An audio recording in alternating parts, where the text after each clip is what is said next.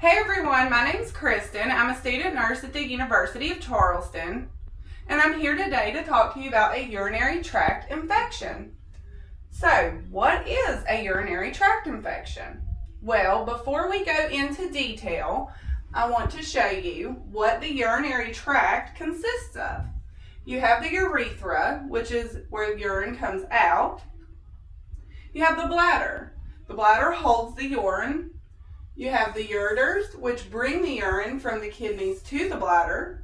And then you have your kidneys. This is your entire urinary tract. Now, where is the location of the infection? Well, that is dependent upon which part of the urinary tract has the infection.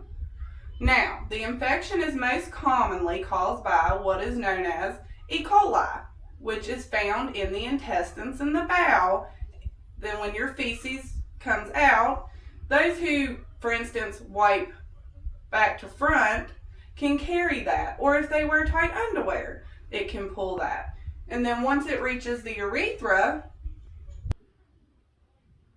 as I was saying, that is when it becomes an infection. Now, what type of infection in the urinary tract is dependent upon where the infection is located. If the infection is in the urethra, then you're looking at a urethritis. However, if the infection is in the bladder, you're looking at a cystitis. And then the infection, if not treated, can actually move all the way up to your kidneys. If the infection is in the kidneys, it is known as polynephritis. However, if the infection does get to your kidneys, then you have a problem because there is a direct blood flow from the kidney back to the bloodstream leading to the heart, in which the infection can be carried. Now, how do you get a urinary tract infection? Well, let's talk about it. A urinary tract infection is caused by multiple problems. You can get it from sexual intercourse, poor hygiene, urine retention, or holding urine within the bladder and not fully emptying it, improper wiping, using a urinary catheter, kidney stones, and holding urine in. Now, what causes it? As I was saying, E. coli is the #1 cause of a urinary tract infection because if you think about it, for women especially, the urethra is very close to the rectum. For males, it's a little different because their urethra is longer and it is farther away from the rectum. So now that we have covered what causes a UTI or a urinary tract infection, we're now going to talk about who gets it. Well, it's more common in women, obviously, because of the small location found between the rectum and the urethra. However, it is very common in children between the ages of 2 and 5 due to potty training, improper wiping, as well as soiling their pants during potty training, allowing the E. coli to enter the urethra. Now, it's also very common in adolescents and females that are of adult age who are sexually active with multiple sex partners. It is also common with incontinent patients due to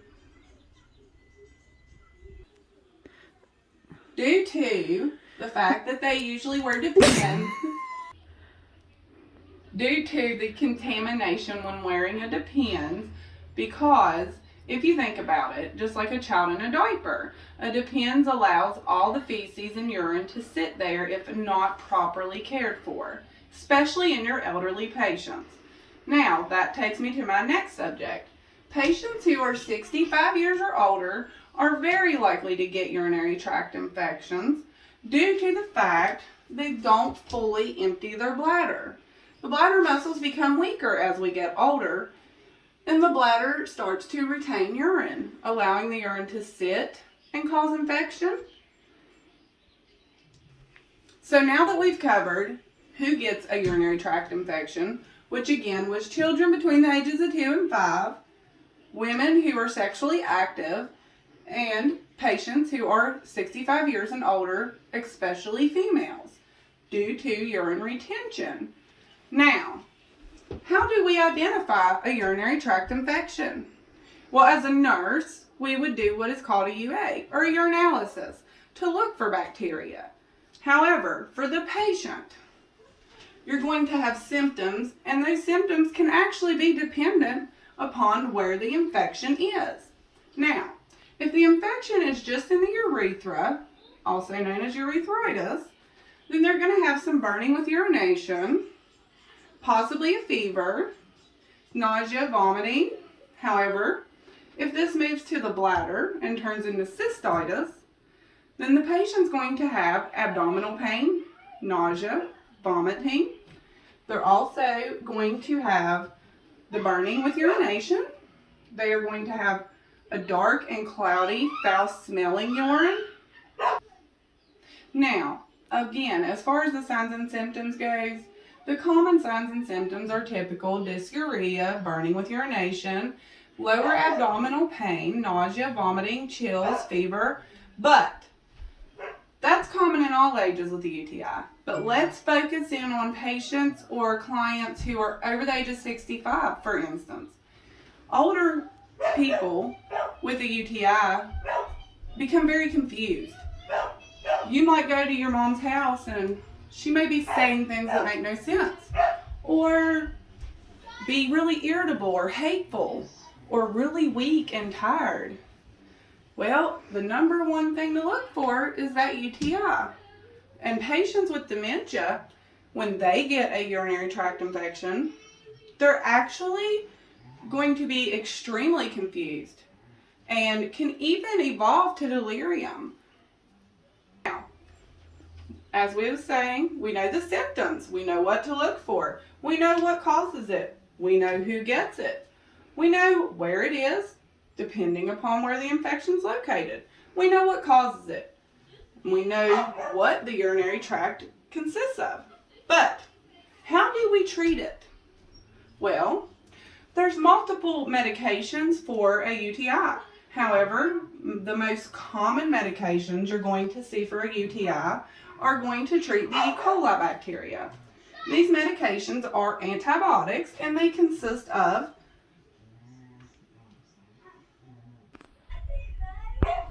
you have a nitrofuratoin, you have Bactrim, sulfamethoxazole, and other things that are going to help with the UTI is, once diagnosed through a UA, you're going to need to increase your fluids to at least 1,500 mLs a day.